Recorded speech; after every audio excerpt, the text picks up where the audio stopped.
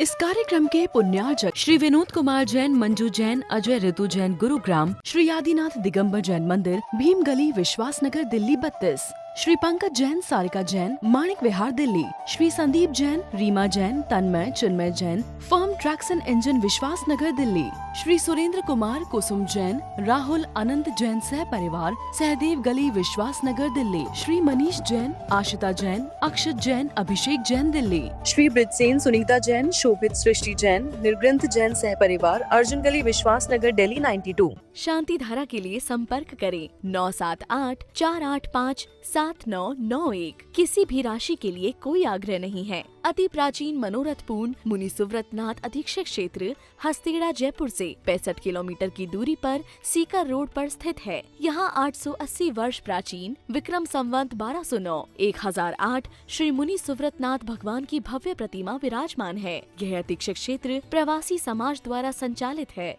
श्री सागर सविता जैन, ऋषभ विहार, Delhi, Shri Siddhant Jain, Prem Shanti apartment, civil line, Delhi, Sunita Jain, Sachin, Monika Jain, Disha Jain, Vinam Jain, 12A Shriram road, civil lines, Delhi. तीन भुवन में सार बीते रागे विज्ञानता, शिव स्वरूप शिविकार, नमः त्रियोग समार के।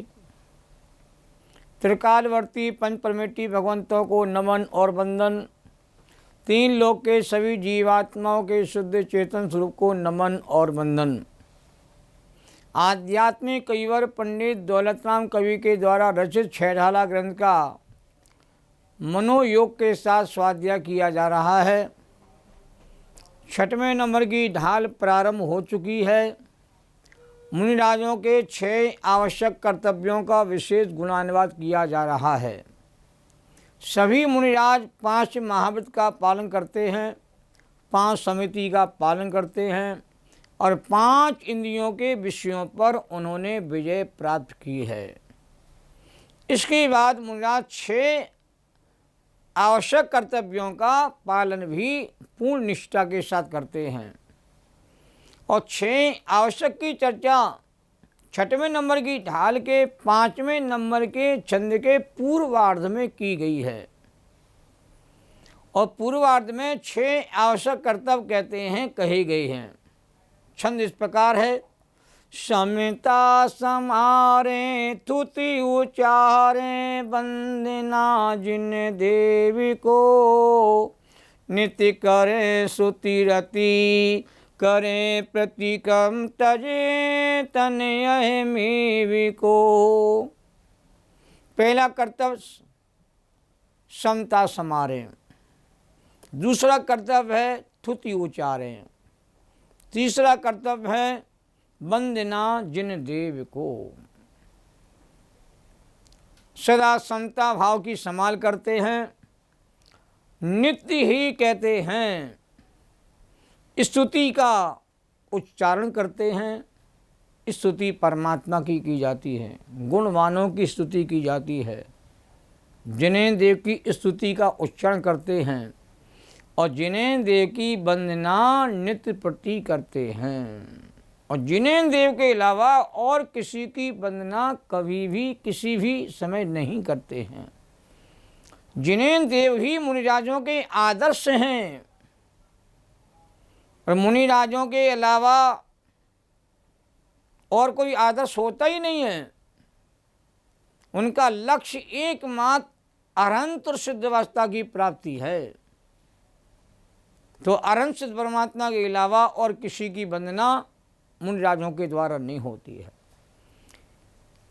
आज चौथे आवश्यक कर्तव्य की चर्चा को प्रारंभ किया जा रहा है।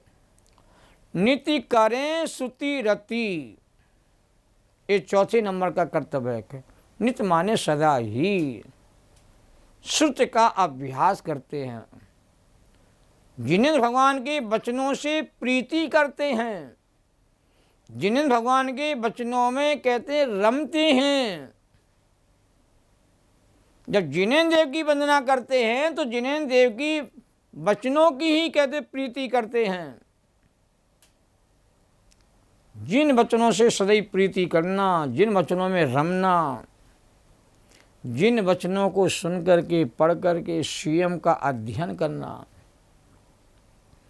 अपने ज्ञान स्वरूप आत्मा में स्वाध्याय के माध्यम से अपने उपयोग को रमाना, यह श्रुति रति या स्वाध्याय कहा गया है। स्वाध्याय का अर्थ होता है स्वयं का अध्ययन करना, स्वयं को जानना, स्वयं को पहचानना, स्वयं की अनुभव करने की कला को सीखना। बिना स्वाध्याय के जीवन का निर्माण नहीं होता है। स्वाध्याय ज्ञान प्राप्ति का अमोघ साधन है। व्यवहार से अंग और अंग बाह्य आगम ग्रंथों की वाचना, प्रच्छना, अनुपेक्षा, आमना, धर्मोपदेश करना, सुनना, ये सब स्वाध्याय के अंग हैं। हमारे जिन शासन में स्वाध्याय के 5 भेदों की चर्चा विशेष रूप से आती है, जिसकी चर्चा मैंने अभी आपके सामने संक्षेप में की है कि वाचना, सबसे पहले ग्रंथों को पढ़ा जाता है, वांचा जाता है, उसके मर्म को स्वयं के द्वारा निकाला जाता है। जब स्वयं शास्त्र के मर्म को निकालने में असमर्थ होते हैं तो ज्ञानी पुरुषों के पास जाकर के उसके मर्म को कहते हैं पवित्र भाव से पूछा जाता है। तो पूछना भी, प्रश्नोत्तर करना भी, चर्चा वार्ता करना भी, ये भी स्वाध्याय का ही विशेष अंग है। अनुप्रेक्षा, जो ज्ञानी गुरुओं ने हमारे प्रश्न का समाधान किया है उसका बार बार चिंतन करना, उसका मनन करना, ये अनुप्रेक्षा नाम का स्वाध्याय कहलाता है। और चौथा स्वाध्याय भेद है आमनय, माने पाठ करना, बार बार उसको दोहराना। सरस्वती बार बार दोहराने से ही आपको कहते हैं प्रकट होती है। किसी भी ग्रंथ को 1 बार 2 बार पढ़ने से वह ग्रंथ का मर्म आपके पास नहीं आता है। दही को बार बार बुलोया जाता है तब जाके मक्खन निकलता है। शास्त्रों का भी कहते हैं अभ्यास बार बार किया जाता है, शास्त्र को बार बार दोहराया जाता है, उसका पाठ बार बार किया जाता है, तो इस शास्त्र के मर्म को हम लोग कहते हैं ग्रहण कर पाते हैं। क्रमशः विकास है, पहले पढ़ना ही है, बाँचना है, बाँचना के बाद कहते पूछना है आवश्यक हो तो, और पूछना है तो पवित्र भाव से सामने वाले के बुद्धि के परीक्षण को लेकर के प्रश्न कभी नहीं किया जाता है। हमें वो विषय समझ में नहीं आया है, समझ में नहीं आ रहा है, और हमें समझ में आ गया है और इतने भव्य जी बैठे इनको समझ में नहीं आया होगा, तो उद्देश्य से प्रश्न किया जा सकता है। और विनय पूर्वक ही प्रश्न किए जाते हैं आचार्यों के सामने, और विनय पूर्वक ही कहते हैं उनके उत्तर को सुना जाता है। सुन करके उसके ऊपर बार बार चिंतन मन की प्रक्रिया भी होती है, उसको बार बार रिपीट भी किया जाता है, बार बार कहते हैं उसको स्मरण में लिया जाता है, पाठ किया जाता है। इस स्वाध्याय के 4 अंग हुए। जब हम स्वयं जिनवाणी के मर्म को ग्रहण करने में समर्थ हो जाते, दक्ष हो जाते, निपुण हो जाते हैं, उस बात को फिर कहते हैं हम लोग अन्य साधर्मी जनों को कहते हैं बताने का कार्य भी करते हैं, जिसको धर्मोपदेश कहा जाता है। मूल में धर्मोपदेश के अधिकारी तो हमारे तीर्थंकर परमात्मा ही हैं, जिनकी दिव्य धुनी समोषण के मध्य में 12 सभाओं के बीच में रह करके और 18,000 महाभाषाओं में कहते 18 महाभाषा 700 लघु भाषा में खिरती है, अर्थमागधी भाषा में खिरती है, ओंकारमय ध्वनि कहते प्रकट होती है, एक अक्षरी ध्वनि होती है, और सबके पास वह ध्वनि कहते हैं शब्द के रूप में कहते हैं प्रकट हो जाती है। ऐसे स्वाध्याय से सभी साधु कहते बहुत प्रेम करते हैं। जब समय हमारा कहते ध्यान में नहीं स्थिर होता है तो मोटा स्वाध्याय का आलम्बन लेकर के ज्ञान की आराधना में कहते हैं तल्लीन हो जाते हैं।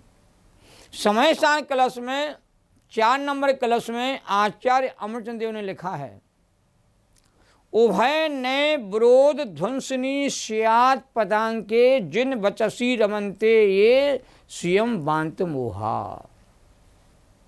बहुत गजब का यह कलश है कि जो पुरुष निश्चय व्यवहार इन दोनों नियमों के प्रतिपादन में दिखाई देने वाले विरोध को ध्वंस करने वाले और स्यादवाद से चिन्हित जिन वचनों में रमण करते हैं उनके मोह का अंत हो जाता है। भगवान के वचनों में रमने वाले जीव मोह से रहित हो जाते हैं।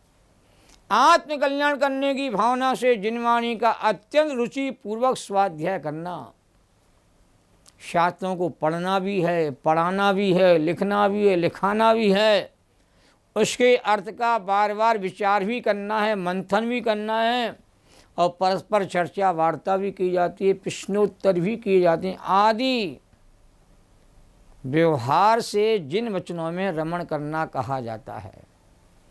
और जिन वाणी में प्रतिपादित शुद्धात्मा का अनुभव, उसकी प्रतीति, उसका संवेदन करना, ये निश्चय से जिन वचनों में रमण करना कहा गया है। आचार्य सुसागर सूरी ने कहते हैं, षटपाहड़ ग्रंथ की टीका कर तो लिखा है कि जो आत्म कल्याणकारी शास्त्रों का आत्म कल्याण करने की दृष्टि से दिन रात शास्त्रों का जो पठन पाठन करते हैं, उन्हें जिन मुद्रा की केवली की मुद्रा कहते हैं उन्हें प्राप्त हो जाती है। स्वाध्याय का फल कहते हैं केवल ज्ञान की प्राप्ति कहा गया है। तत्व की बात को स्वयं पर हित की कामना से विनय पूर्वक कहते हैं सुनना है और विनय पूर्वक कहते हैं सामने वाले को समझाना भी है। सार्थक चर्चा चर्या के उद्देश्य से करना चाहिए। जब चर्चा चर्या के उद्देश्य से की जाती है वह श्रुति रति स्वाध्याय कहलाता है। जिन वचनों में रमना ही अंतरंग तप है। मोह रूपी ईंधन को जलाने के लिए जिन वचन अग्नि के समान कहे गए हैं, अज्ञान रूपी अंधकार का नाश करने के लिए जिन वचन सूर्य के समान कहे गए हैं, और कर्म रूपी कलंक को धोने के लिए जिन वचन समुद्र के समान कहे गए हैं, और इंद्रियों के विषय रूपी लालसा को दूर करने के लिए जिन वचन महान औषधि है, परम औषधि है, और जिन जन्म मरण की परंपरा को नष्ट करने के लिए जिन वचन परम अमृत के समान है। महिमा है अगम जिनागम की, महिमा है अगम जिनागम की। ऐसी अद्भुत महिमा जिन वचनों की कहते हैं बताई गई आगम ग्रंथों में। यदि आगम नहीं होते तो परमागम का मंथन कैसे होता। आगम से ही परमागम का कहते हैं सार हमको प्राप्त होता है। नींबू के भीतर ही नींबू का खट्टा रस भरा हुआ है। ऐसे सारे शास्त्रों में जिन वचन का अमृत कहते हैं विद्यमान है, उस अमृत को ज्ञानी लोग कहते हैं प्राप्त करते हैं। तो जिन वचनों से प्रीति करने से भाव का अभाव हो जाता है, जिन वचन भाव के अभाव के कारण कहे गए हैं, श्रावक और मुनि दोनों के लिए स्वाध्याय को आवश्यक कर्तव्य में शामिल किया गया है। श्रावक के भी 6 आवश्यक कर्तव्य, देव पूजा, गुरु उपासना, स्वाध्याय, संयम, तप, दान, इस श्रावक के 6 आवश्यक कर्तव्य हैं। और यहाँ वंदना, जिन देव की स्तुति उच्चारें, समता समारें और नित्य करें स्तुति रति, ये सब मुनि राज्य के आवश्यक अंग कहे गए हैं। स्वाध्याय से जीवन का निर्माण होता है, जीवन के निर्माण से निर्वाण की प्राप्ति होती है। स्वयं को स्वयं की पहचान भी, स्वयं को स्वयं का बोध, स्वयं को स्वयं का संवेदन श्रुति रति से होता है। इसलिए शास्त्रों से प्रेम करो। अलमारी में रखे रहने से शास्त्र की शोभा नहीं है। अलमारी में तो बड़ी श्रद्धा के साथ शास्त्र को विराजमान किया जाता है, पर शास्त्र का पठन पाठन करना, उसकी वाचना करना, उसका स्वाध्याय करना सामूहिक रूप में, वो जीव के लिए ज्ञान की प्राप्ति का कारण कहलाता है। हिरण ने मुनिराजों का कहते हैं स्वाध्याय वन में जंगल में सुना, और वही हिरण कहते हैं मर करके स्वर्ग में जाकर के बहुत बड़ा देव बन जाता है। और वही देव कहते हैं अपनी देव पर्या का समय पूरा करके मनुष्य पर्या में वो बाली नाम के महामुनिराज हो जाते, जिनकी तपस्या कहते पूरे लोक में प्रसिद्ध थी। और वही बाली मुनिराज कहते हैं तपस्या के तेज से, प्रभाव से, ज्ञान के प्रभाव से, ज्ञान के तेज से उसी भाव में केवल ज्ञानी होकर के मोक्ष को प्राप्त हो जाते हैं। तो एक हिरण एक भाव के बाद स्वाध्याय से, रति करने से वह कहते निर्वाण को प्राप्त हो जाते। कितने ऐसे जीव हैं जिन्होंने स्वाध्याय से प्रेम किया, स्वाध्याय के बल से ज्ञान उनका प्रकट हुआ, जब ज्ञान जागा तो मोह भागा और केवल ज्ञान आया, तब कहते हैं जीव को कहते हैं अपने लक्ष्य की प्राप्ति हो जाती है। इसलिए पंचम काल में स्वाध्याय ही जीव के लिए कल्याणकारी है।